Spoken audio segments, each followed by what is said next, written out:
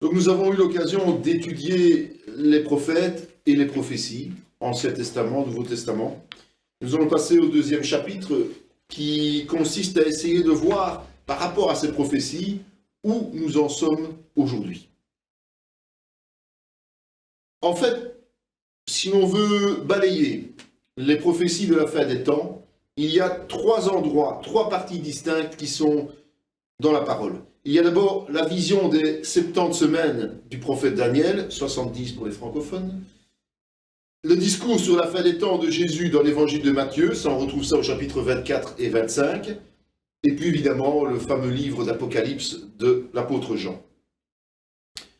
Dans Daniel 12,4, il est écrit « Toi, Daniel, tiens secrète ces paroles et scelle le livre jusqu'au temps de la fin. Plusieurs alors le liront et la connaissance augmentera. » En fait, ce que Daniel a reçu comme révélation, surtout concernant les semaines et d'autres, les bêtes notamment, eh bien, ne concernait pas le moment immédiat pour lui.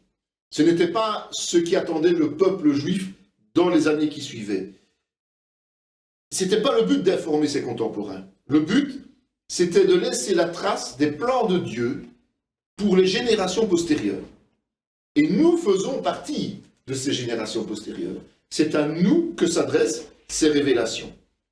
Pourquoi on peut dire ça? Eh bien parce que dans Apocalypse 22,10, il est dit « Il me dit, ne scelle point les paroles de la prophétie de ce livre, car le temps est proche. » Jean a reçu des visions similaires. Mais l'ordre qui lui a été donné était tout à fait différent de celui de Daniel. Pourquoi? Parce que justement, cela prouve que le temps de la révélation est arrivé. Il est là. Il est entré dans sa dernière phase, depuis le phénomène de la Pentecôte. Je le déclare à quiconque entend les paroles de la prophétie de ce livre. Si quelqu'un y ajoute quelque chose, Dieu le frappera des fléaux décrits dans ce livre. Et si quelqu'un retranche quelque chose des paroles du livre de cette prophétie, Dieu retranchera sa part de l'arbre de vie et de la ville sainte, décrit dans ce livre.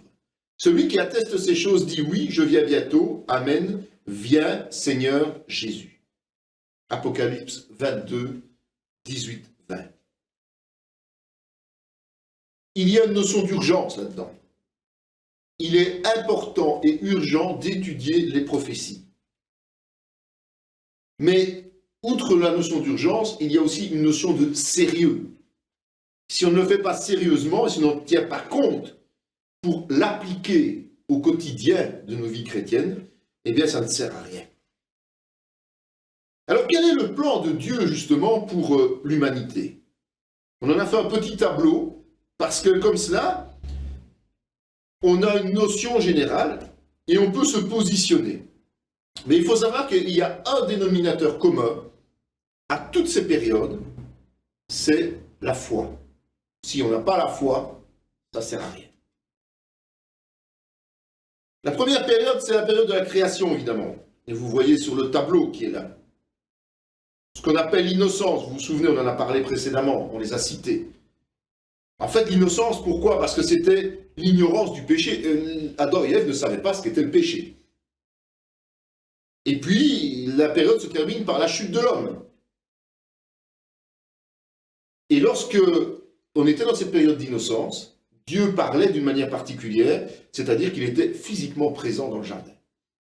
Après la chute, Genèse 3 à 7, on est arrivé dans une période de conscience. La conscience, c'est chacun agit selon cette notion du bien et du mal. Chacun a une conscience ancrée au fond de lui qui lui permet d'agir en fonction du bien et du mal. Et cette période va prendre fin au moment du déluge, parce que les hommes ont fait ce qu'ils voulaient, au point de rejeter Dieu.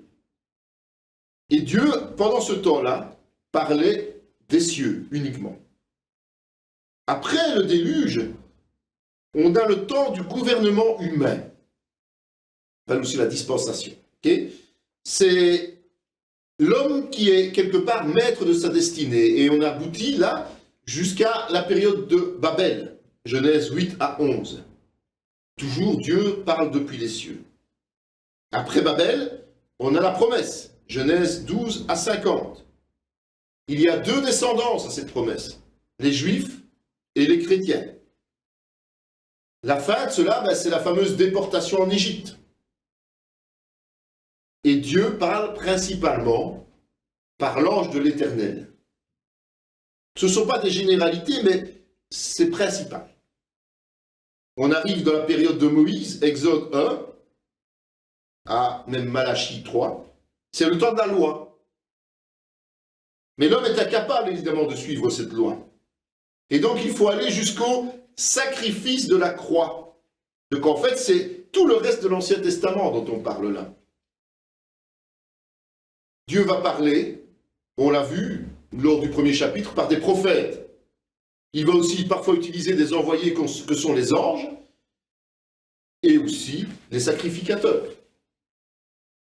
Et nous sommes dans le Nouveau Testament, Matthieu 1 à Apocalypse 3. Là, c'est la période de la grâce, c'est l'Église qui va principalement être enseignée au travers de cela. Et cette période prend fin quand? Au moment de la tribulation. Comment Dieu nous parle? Eh bien, Dieu nous parle par la parole, la Bible. Il nous parle par le Saint-Esprit. Il nous parle au travers des dons. Dons et ministères, évidemment.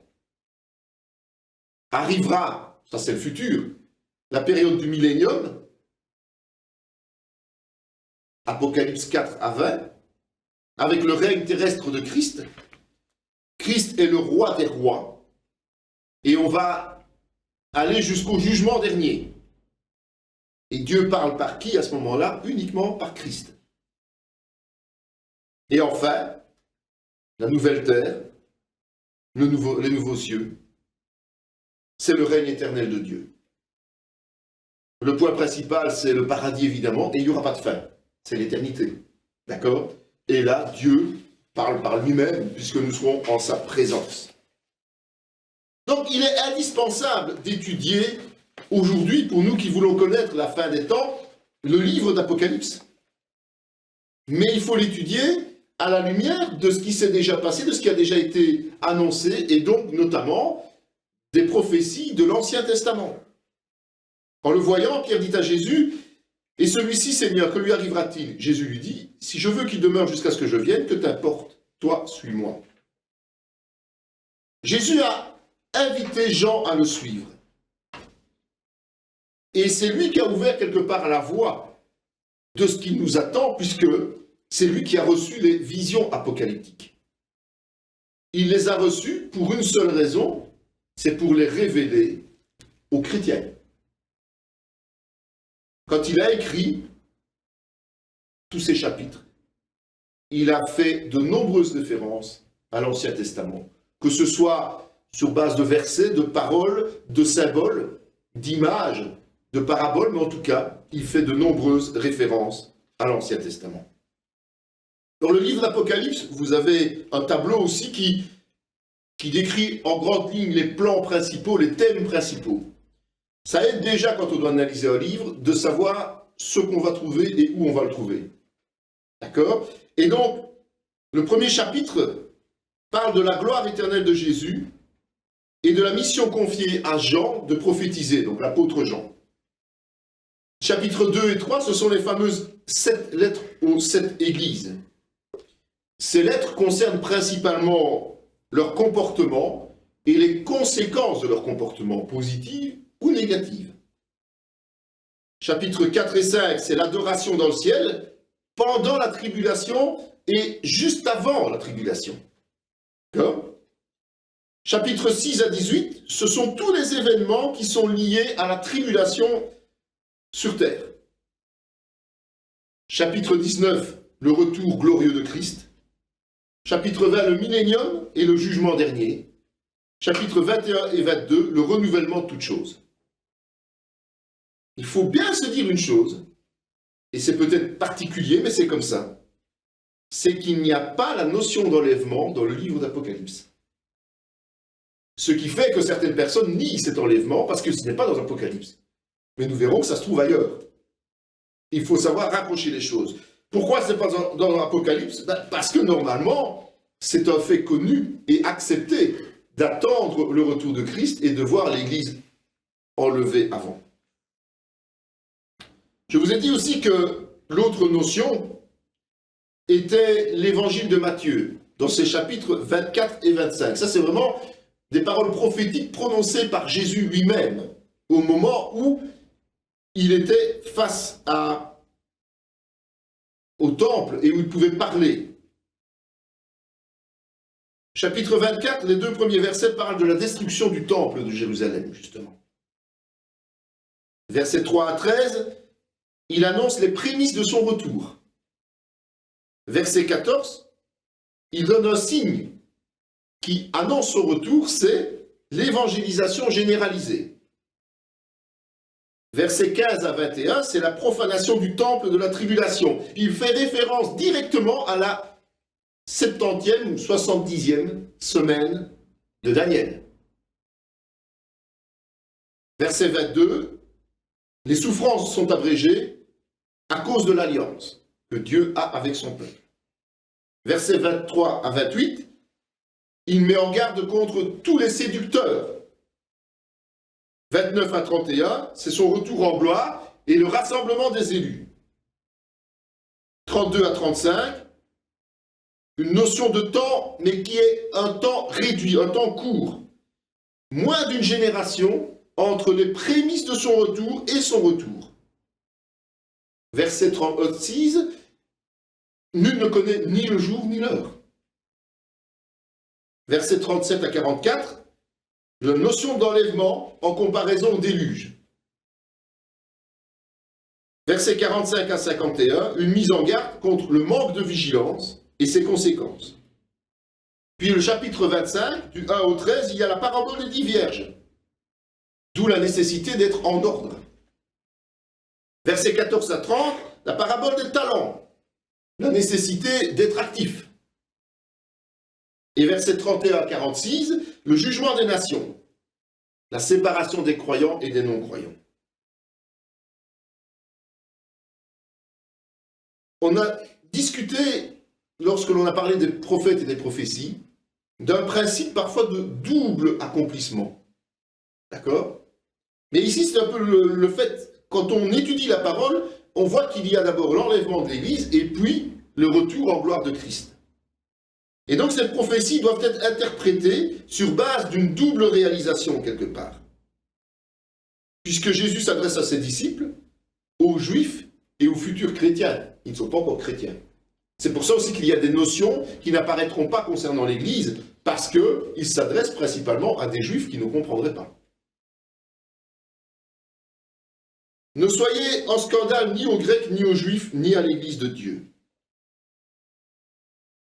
Aujourd'hui, on a 3 types de populations qui cohabitent. Quand on regarde au niveau spirituel, évidemment. Sinon, on a beaucoup plus d'ethnies, de pays, de nations, de couleurs. Mais il y a 3 types au niveau spirituel, de personnes qui vivent sur Terre aujourd'hui. Il y a les Juifs. Les Juifs, ce sont ceux qui sont toujours sous l'alliance de la loi et qui perpétuent cette alliance de la loi.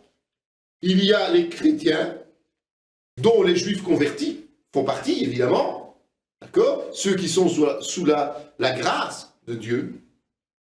Et puis, il y a ce qu'on appelle dans ce passage les Grecs, mais en réalité les païens au sens large du terme, c'est-à-dire les non-croyants. Non-croyants, soit juifs, soit chrétiens. Donc rappelons-nous que tout au long de cette étude, nous allons avoir une succession de ces notions de monde, de juifs et de chrétiens. Et toutes les prophéties vont une fois parler de l'un, une fois parler de l'autre. Ou parfois de tout le monde en même temps. Donc, certaines prophéties ont amené parfois une panique dans les rangs chrétiens, alors qu'elles ne concernent pas les chrétiens. Mais elles sont là pour être des signes pour les chrétiens. D'accord? Des avertissements ou des exhortations. C'est nous qui verrons au fur et à mesure du temps à quoi ça correspond. Donc, comme je l'ai dit, nous allons commencer notre étude sur base des 70 ou 70 semaines de Daniel, parce que tout simplement, elles sont la clé de l'eschatologie. C'est aussi étonnant que ça peut-être, ça peut surprendre, mais ce n'est pas dans Apocalypse qu'on va comprendre le tenant et l'aboutissant de la fin des temps, c'est en décryptant à partir de Daniel, Daniel 9, versets 24 à 27, tout petit en plus. Pourquoi est-ce qu'il y a un tel engouement sur ces fameuses 70 ou 70 semaines? Daniel est un prophète qui a été déporté dans son jeune âge et il a été déporté à Babylone. On sait que Daniel a eu une vie exemplaire. On sait qu'il n'a jamais trahi son Dieu et qu'il a toujours payé le prix et pris les risques nécessaires que pour suivre qui était Dieu et pour marcher d'une manière décalée par rapport à la société de ce moment-là. D'accord? En fait, Dieu a pu l'utiliser parce qu'il avait cette pureté. Dieu a pu l'utiliser parce qu'il venait chercher cette vérité. Et étant sorti du contexte juif, étant obligé de vivre dans une société de compromis sans se compromettre, Dieu a trouvé en lui cet être humain capable de recevoir des révélations. Et ce qui est surprenant, c'est qu'il a reçu une révélation littérale et chronologique. En tout cas sur les 69 premières semaines. Quand on regarde la ligne du temps, quand on regarde les événements, on se rend compte que tout s'est passé dans un timing exceptionnel à l'année près par rapport aux semaines révélées à Daniel. Ça nous enseigne quand même une chose, c'est que Dieu est très précis. Et que donc il faut éviter de lire les prophéties à la légère. Il faut éviter aussi d'interpréter les choses autrement que de manière littérale dans la mesure du possible. Quand c'est bien littéral, il faut le garder en tant que littéral.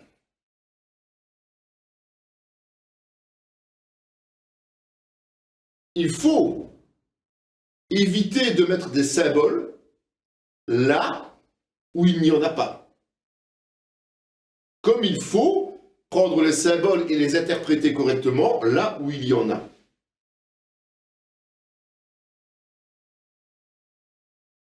Nous allons voir que ces 70 semaines ou 70 semaines sont quelque chose d'extraordinairement intéressant pour ce qui nous attend. 70 semaines ont été fixées sur ton peuple et sur ta ville sainte, pour faire cesser les transgressions et mettre fin au péché, pour expier l'iniquité et amener la justice éternelle, pour sceller la vision et le prophète, et pour oindre le saint des saints. Daniel 9, 24. Je vous rappelle que dans l'Ancien Testament, les prophètes recevaient principalement des paroles pour le peuple juif, étant juifs eux-mêmes. Ils n'avaient pas la notion de l'Église. Et donc, quand Daniel reçoit les 70 semaines, les 70 semaines, il n'a pas cette notion de l'Église, et ce qu'il reçoit, c'est la succession des semaines pour le peuple juif, pour la nation d'Israël. On est bien d'accord. L'Église est un mystère qui est caché. Et il ne peut même pas imaginer un seul instant son existence. C'était réaliste pour lui. Donc, certains événements que l'on va découvrir dans le Nouveau Testament, au sujet notamment du corps de Christ, donc de l'Église, ne peuvent pas s'y trouver. Et c'est pour ça que, quand je parlais de 69 semaines qui se sont passées de manière littérale, il y en a une, la dernière, qui, elle, n'a pas succédé directement aux 69. Et c'est celle-là qui nous intéresse, évidemment. On verra plus tard pourquoi. Mais le plan de Dieu pour Israël est axé sur ces semaines-là. Le ciel et la terre passeront, mais mes paroles ne passeront point. Matthieu 24, 35. En fait, comme je vous l'ai dit, Jésus lui-même a attesté de cette 70e ou 70e semaine, lorsqu'il a fait son discours sur le mont des Oliviers. Si Jésus a insisté justement sur cette partie-là, et pas sur le reste des prophéties antérieures, c'est qu'il faut y amener une attention tout à fait particulière. Notamment pour la fin des temps, et pour décrypter le livre d'Apocalypse. Dans la prophétie de Daniel, Daniel va prédire exactement la première venue du Messie. Donc les 69 premières semaines aujourd'hui sont accomplies. Jésus est venu. Il est venu. Ok? Ça, ce n'est plus une question à venir. Il est venu. Les 69 premières semaines ont été confirmées par des faits historiques. Vous avez d'ailleurs à la fin de ce syllabus une ligne du temps expliquant notamment les 70 semaines et les 70 semaines et le reste des visions de Daniel avec les faits historiques principaux et qui positionnent les 69 semaines jusqu'à la venue de Jésus. Ça nous permet de voir la chronologie de l'histoire d'Israël. Ça nous permet d'avoir des indications sur le futur d'autres nations, évidemment.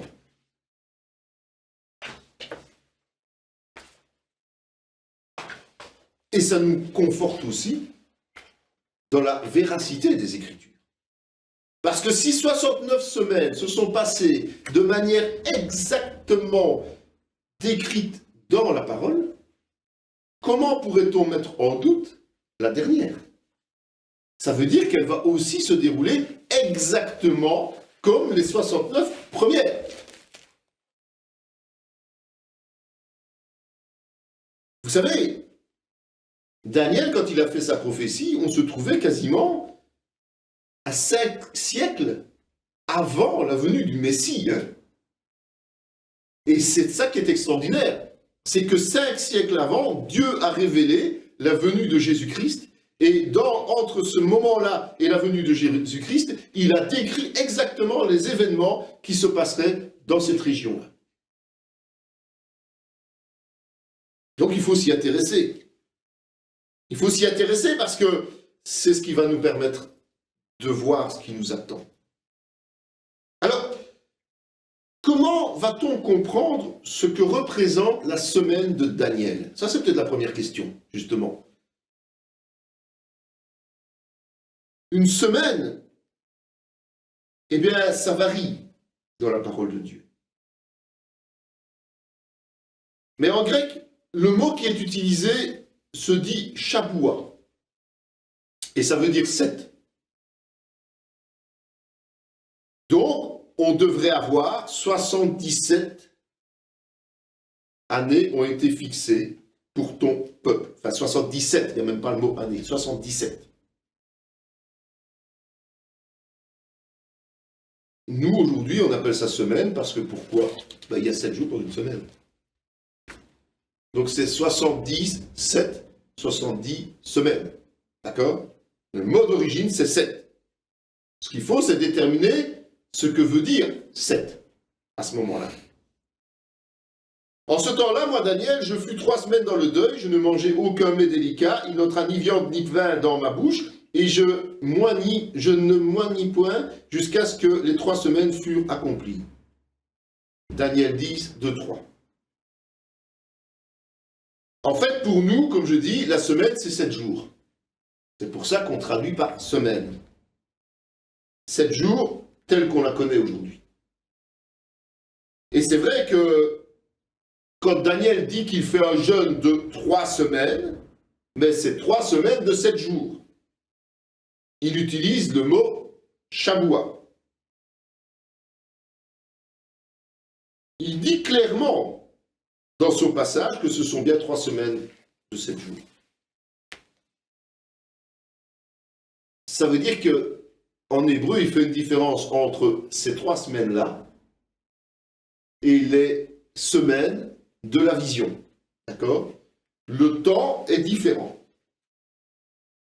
Dans Lévitique 25, 3, 4, il est écrit, pendant 6 années, tu ensemenceras ton champ, pendant 6 années, tu tailleras la vigne et tu en recueilleras le produit. Mais la 7e année sera un sabbat, un temps de repos pour la terre, un sabbat en l'honneur de l'Éternel. Tu n'ensemenceras point ton champ et tu ne tailleras point ta vigne. En fait, dans le Lévitique, on voit que Dieu instaure une règle basée sur 7 ans. L'année de sabbat, comme il prévoit le sabbat de la semaine aussi, d'accord? Ou de ce qu'on peut appeler aujourd'hui, ce qu'on appellerait aujourd'hui la jachère. On laisse les terrains au repos. Donc il s'agit de 7 ans. Et 7 ans représentent un cycle. Et ce cycle pour les Hébreux est un cycle hyper important, évidemment, parce que ça va rythmer toute leur vie. Ils travaillent 6 ans leur champ, et la 7e année, ils le laissent au repos. Et c'est rituel et rythmique. D'accord ?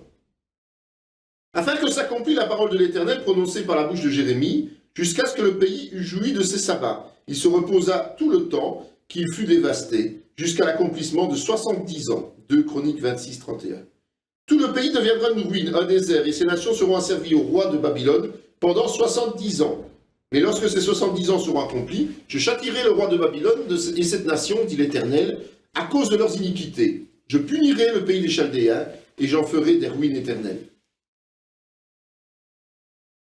En fait, ce qui s'est passé, quand Dieu les a exilés pendant 70 ans, c'était à cause de leur manque de respect de Dieu, c'est-à-dire qu'ils n'avaient pas respecté le sabbat pendant 490 années. D'accord? Ben oui, si vous divisez 490 par 7, on arrive à combien? 70. Et Dieu les a exilés pour les empêcher de cultiver leur terre pendant 70 ans, les 70 sabbats qu'ils n'ont pas respectés. Dieu a rattrapé le déficit par l'exil. Vous imaginez la punition. Mais voici ce que dit l'Éternel, dès que 70 ans seront écoulés pour Babylone, je me souviendrai de vous et j'accomplirai à votre égard ma bonne parole en vous ramenant dans ce lieu. Jérémie 29, 10. La première année de Darius, fils d'Assuérus de la race des Mèdes, lequel était devenu roi du royaume des Chaldéens, la première année de son règne, moi Daniel, je vis par les livres qu'il devait s'écouler 70 ans pour les ruines de Jérusalem, d'après le nombre des années dont l'Éternel avait parlé à Jérémie le prophète. Daniel 9, 1, 2. Alors l'ange de l'Éternel prit la parole et dit, Éternel des armées, jusque à quand n'auras-tu pas compassion de Jérusalem et des villes de Juda, contre lesquelles tu es irrité depuis 70 ans. Zacharie 1, 12. Arrivé au terme de ces 70 années d'exil, comme l'ont révélé ces quelques prophètes, l'Éternel va informer son peuple par la bouche de Daniel. Et il va les informer d'une nouvelle ère qui va commencer et qui va durer 70 semaines.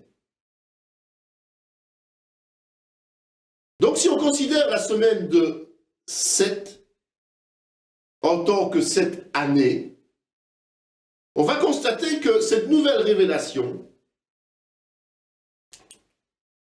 fait en réalité 490 années aussi. Donc ils ont été exilés après 490 années de non-respect des sabbats, sabbat annuel, et Dieu va leur donner une révélation pour les 490 années qui suivront. 490 pour les Français. Donc, si on veut respecter le sens littéral de cette prophétie, il faut quand même se rendre compte qu'il était matériellement impossible que ces prophéties ne pourraient pas se réaliser en 490 ans. Il faut des années, parce que quand on voit ce qui est révélé, c'est énorme. Ça demandait des travaux énormes, une reconstruction, des tas de choses comme ça qui étaient énormes. Et si on avait fait 490 jours et pas années, c'était irréalisable. Donc le sens littéral de 490 jours est impossible. Le sens littéral de 490 années est possible à cause de la grandeur de tout ce qu'il y a à faire. Mais aussi, comme je vous ai dit, cette similitude, ce parallélisme avec ce qui a précédé l'exil, les 490 années d'exil. En conclusion, en fait, les Juifs, eux, n'avaient pas qu'une semaine de jours. Ils avaient une semaine de jours et ils avaient une semaine d'années. C'est-à-dire, soit 7 jours, soit 7 ans, quand ils parlaient avec le même mot. Il fallait chaque fois détecter quelque part, pour nous aujourd'hui, s'ils parlaient en jours ou s'ils parlaient en semaines. C'est à nous de le ressentir, de le savoir. Pour eux, c'était naturel, c'était facile. Pour nous, c'est un peu plus compliqué, mais c'est une réalité. La deuxième notion, c'est la notion d'année prophétique. L'an 600 de la vie de Noé, le second mois, le 10e jour du mois, en ce jour-là, toutes les sources du grand abîme jaillirent et les écluses des cieux s'ouvrirent. Les eaux se retirèrent de dessus la terre, s'en allant et s'éloignant, et les eaux diminuèrent du bout de 150 jours. Le 7e mois, le 17e jour du mois, l'arche s'arrêta sur les montagnes d'Ararat. 2 extraits de Genèse, Genèse 7, 11, Genèse 8, 3, 4. Il faut faire attention à une chose, c'est qu'aujourd'hui on a l'habitude d'avoir une année qui fait 365, voire 366 jours. À l'époque, l'année biblique faisait 360 jours, répartis sur 12 mois de 30 jours.